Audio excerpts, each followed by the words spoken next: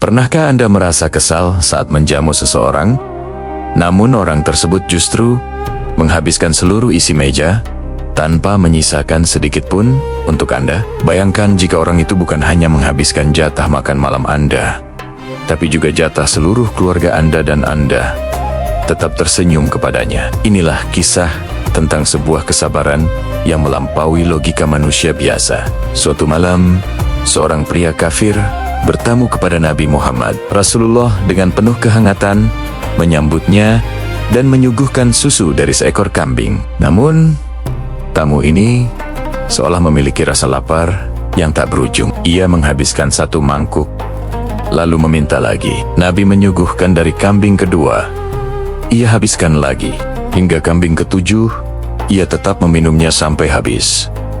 Tidak ada makanan tersisa di rumah Nabi malam itu. Bayangkan, seorang pemimpin tertinggi Madinah yang keluarganya sering menahan lapar dengan mengikatkan batu di perut. Melihat jatah terakhirnya habis di tangan orang asing yang bahkan tidak beriman kepadanya, tamu itu kemudian tidur dengan perut kekenyangan. Namun, di tengah malam, ia mengalami kecelakaan kecil. Ia mengotori tempat tidurnya. Karena malu, ia mengendap-endap pergi sebelum fajar menyingsing, meninggalkan kekacauan di kamar Nabi. Ketika ia tersadar pedangnya tertinggal, ia terpaksa kembali dengan rasa takut luar biasa. Ia membayangkan akan dicaci maki. Namun, apa yang ia temukan? Ia melihat Rasulullah sedang membersihkan kotoran di tempat tidur itu dengan tangannya sendiri. Bukannya marah, Nabi justru bertanya dengan nada khawatir yang tulus. "Maafkan aku, apakah tadi malam tempat tidurmu tidak nyaman sehingga kamu pergi terburu-buru?" Pria itu terdiam. Hatinya yang sekeras batu runtuh seketika.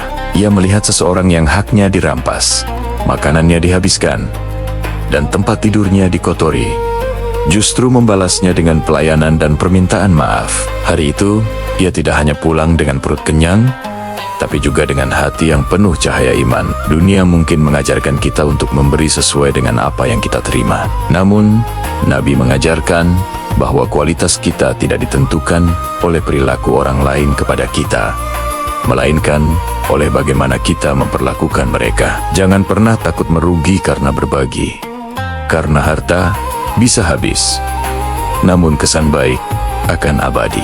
Ingatlah selalu, memuliakan tamu adalah cermin kemuliaan hati.